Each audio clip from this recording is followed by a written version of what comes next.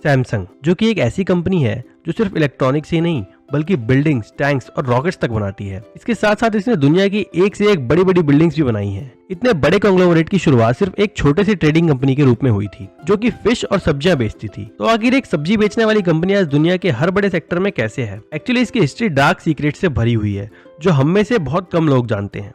Samsung की शुरुआत 1938 में साउथ कोरिया के एक आदमी ने की थी जिसका नाम था ली ब्यंग चुल, जो उस वक्त सिर्फ 28 साल का था। ली, जो अब तक कुछ भी नहीं कर रहा था, इसने अचानक एक दिन ठाना कि मुझे बिजनेसमैन बनना है और इसीलिए इसने सुशी, फिश और वेजिटेबल्स की दुकान खोली और उसका नाम रखा सैमसंग। सैमसंग का कोरियन में मतलब होता है 3 स्टार्स और कोरिया में 3 स्टार मतलब सबसे बेस्ट और पावरफुल। ली ने भी सैमसंग को बेस्ट और पावरफुल बनाने के लिए ही शुरू किया था और अपनी दुकान सैमसंग को कुछ सालों में ही बहुत बड़ा कर दिया। इसकी लाइफ का टर्निंग पॉइंट आता है कोरियन वॉर के दौरान, जब देश में खाने से पहनने तक के सामान की शॉर्टेज पड़ने लगी और वॉर खत्म होने के बाद साउथ कोरिया में ज्यादातर सामान इंपोर्ट होकर ही आता था। तब इन्होंने अपने कमाए हुए पैसों से शुगर रिफाइनरी स्टार्ट की। महंगाई और इन्फ्लेशन के दौर में इन्होंने अपनी रिफाइनरी से बहुत पैसा कमाया और साथ साथ इन्होंने वुलन मिल्स भी खोली। धीरे धीरे इनके मिल्स साउथ कोरिया की सबसे बड़ी मिल्स बन गई और इसी के साथ इन्होंने सिर्फ रॉ मटेरियल ही नहीं बल्कि पूरा कपड़ा बनाना भी स्टार्ट कर दिया।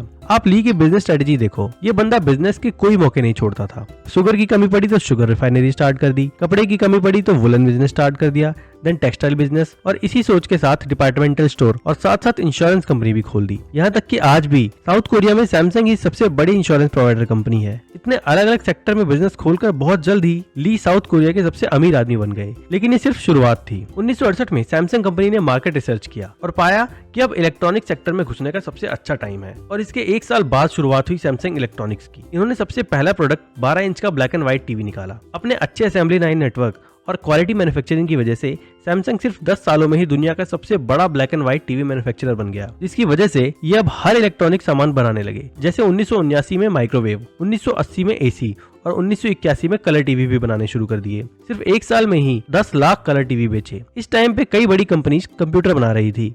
सैमसंग ने भी 1983 में अपना पहला पर्सनल कंप्यूटर बनाया। अब सैमसंग इतने सारे इलेक्ट्रॉनिक प्रोडक्ट्स बनाने लगा था और इन्हें बनाने के लिए इतने छोटे छोटे इलेक्ट्रॉनिक कंपोनेंट्स लगते थे, वो सब बाहर से खरीदने पड़ते थे। अपनी इस इलेक्ट्रॉनिक कंपोनेंट की बड़ी सप्लाई को पूरा करने के लिए सैमसंग ने एक सेमीकंडक्टर कंपनी खरीद ली ताकि इनकी सप्लाई चेन अच्छे से चलती रहे। इन्होंने इस कंपनी से बनाए हुए चिप्स सिर्फ खुद के प्रोडक्ट्स में नहीं लगाए बल्कि इन चिप्स को पूरी दुनिया में बेचने लगे। इसे भी असेंबली लाइन से जोड़कर इन्होंने बहुत बड़े स्केल पे मैन्युफैक्चरिंग स्टार्ट करना शुरू कर दिया और दुनिया की लगभग हर बड़ी कंपनी को चिप्स सप्लाई किया। यहाँ तक कि एप्पल भी अपने कई चिप्स सैमसंग से ही खरीदता है। हालांकि ये दोनों फोन की मार्केट में एक दूसरे के कंपेटिटर हैं, लेकिन वो एक अलग बात है। मेन थिंग इज सैमसंग ने जो भी बिजनेस स्टार्ट किया उसे ग्लोबल लेवल पे बनाकर रख दिया। इनकी कई बिजनेस तो आम लोगों को पता भी नहीं है, जो कि इतने बड़े हैं। जैसे कि इनकी एक कंपनी है सैमसंग हेवी इंडस्ट्रीज, जो कि बड़े बड़े पानी के जहाज बनाती है और सैमसंग दुनिया के one of the best ship manufacturer हैं। सैमसंग की एक डिवीजन है सैमसंग कंस्ट्रक्शन एंड ट्रेडिंग, जो कि रोड्स, टनल्स, ब्रिजेस और यहाँ तक की बड़ी बड़ी बिल्डिंग्स के कॉन्ट्रैक्ट भी लेता है।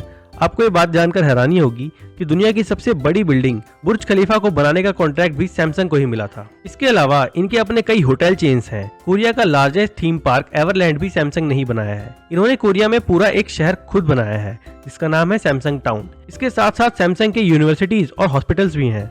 अब आप सोचोगे कि सैमसंग इतनी बड़ी कंपनी है, यूनिवर्सिटी और हॉस्पिटल भी चलाती है। इसकी स्टोरी इतनी सिंपल और मोटिवेटिंग है कि एक यंग एंटरप्रेन्योर ने एक छोटे से बिजनेस को डाइवर्सिफाई करते करते इतना बड़ा बना दिया। लेकिन नहीं, इस बिजनेस के पीछे का असली सच बहुत काला है। दरअसल कोरियन वॉर के बाद साउथ कोरिया की हालत बहुत खराब थी। यहाँ की सरकार भी पैसों की तंगी से जूझ रही थी।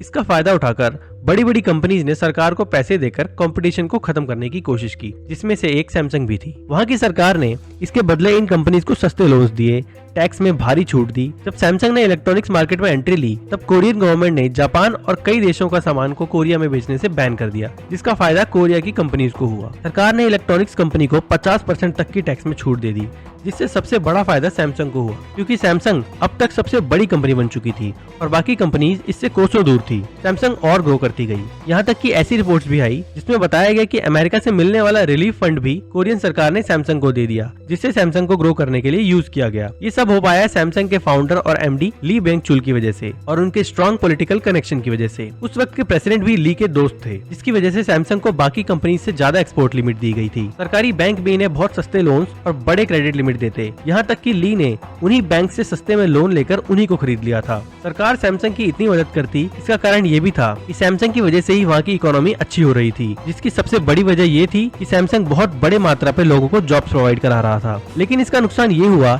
कि बाकी छोटी कंपनीज आगे नहीं बढ़ पा रही थी। अगर सरकार ही किसी बड़ी कंपनी को सपोर्ट करने लगेगी तो छोटी कंपनीज कैसे ग्रो करेंगी और कंपटीशन भी खत्म हो जाएगा। सैमसंग जब चाहे किसी मार्केट में एंट्री लेकर वहाँ की छोटी कंपनी को बर्बाद कर सकती थी। लोग ली को करप्ट इंसान के रूप में देखने लगे थे। सैमसंग इतनी बड़ी होती गई कि अब कोरिया की सरकार इन पे बहुत डिपेंडेंट हो गई थी, यानी अगर सैमसंग डूबेगा तो देश भी डूब जाता। सैमसंग एक ऐसी गैंगस्टर कंपनी बन गई जिसे भगाना भी मुश्किल है और पालना भी। देश की सबसे बड़ी एंटिटी गवर्नमेंट को भी यही कंट्रोल कर रहे थे। जब 1987 में इसके मालिक ली वेंगचुल मर जाते हैं तो उनका बेटा ली कुन ही बिजनेस की कमान संभालता है। ये अपने पिता से भी 4 कदम आगे था और खुलकर करप्शन करता था। 1996 में इस पे देश के फॉर्मर प्रेसिडेंट को रिश्वत देने का आरोप लगा, लेकिन सैमसंग की गवर्नमेंट में इतनी पकड़ थी कि उस वक्त के प्रेसिडेंट ने इन्हें माफ कर दिया। इसके बाद फिर 1908 में ली कुन ही पे जजेस पे और पुलिस पे रिश्वत देने का आरोप लगे। इन पे टैक्स चोरी और पैसे घोटाले के आरोप भी साबित हो गए, लेकिन इसके लिए पता है इन्हें क्या सजा मिली? सिर्फ माफी मांगने की। है ना स्ट्रेंज? ली ने बस पब्लिकली अपोलोजाइज किया और प्रेसिडेंट की पोस्ट छोड़ दी और इन्हें कोई जेल नहीं हुई। और सिर्फ 2 साल बाद ही साउथ कोरिया के नए प्रेसिडेंट ने उन्हें इस आरोप से भी माफ कर दिया और ली कुन ही को दोबारा सैमसंग का प्रेसिडेंट बना दिया गया। तो अब तक 2 बार सैमसंग के प्रेसिडेंट पर ब्राइबरी के, टैक्स इवेजन के और मनी एम्बेजलमेंट के चार्ज लगे और वो भी विद प्रूफ, लेकिन उन्हें कोई सजा नहीं मिली। इससे उनके साउथ कोरियन गवर्नमेंट के साथ संबंध का पता चलता है और इनकी उस देश में कितनी चलती है कि किसी राजा से कम नहीं। आरोप साबित होने के बाद भी प्रेसिडेंट इन्हें माफ कर देते हैं। ली ने अपने बेटे को कंपनी का प्रेसिडेंट बनाने के लिए भी बाकी प्रेसिडेंट कैंडिडेट्स को घूस दिए। सैमसंग साउथ कोरिया का इतना बड़ा हिस्सा बन गया है कि वहाँ की मीडिया तक उन्हें कुछ कहने से डरती है, क्योंकि सैमसंग की बुराई करना मतलब साउथ कोरिया की बुराई करना। साउथ कोरिया का सबसे पावरफुल आदमी वहाँ का प्रेसिडेंट नहीं बल्कि सैमसंग का प्रेसिडेंट है। जैसे बाकी देशों में कहावत है, no one is above the law, south Korea में ये उल्टा है। वहाँ सैमसंग से ऊपर कोई नहीं, न कानून, न कोर्ट और न ही सरकार। मजे की बात तो ये है कि ली कुन ही के बेटे ने जब प्रेसिडेंट का पद संभाला उसके बाद वो भी कई बार नेताओं को रिश्वत देने और पैसे के घोटाले में दोषी पाए गए। इतने झूठ, इतने फरेब से बनी ये कंपनी, पर क्या हम कह सकते हैं कि पूरी कंपनी ही ठग है? नहीं, क्योंकि एक कंपनी किसी एक की नहीं होती।